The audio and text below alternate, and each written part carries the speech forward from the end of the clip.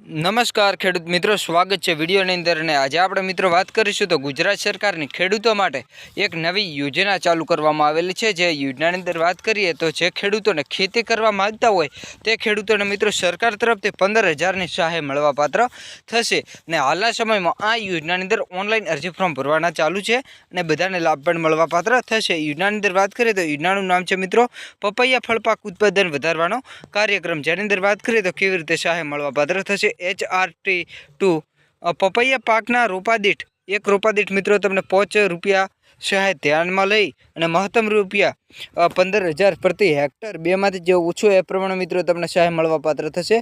પપૈયા ફળપાક માટે પ્રતિ હેક્ટર ઓછામાં ઓછા 3,000 રોપા ધ્યાનમાં લઈને મિત્રો તમને સહાય મળવાપાત્ર થશે।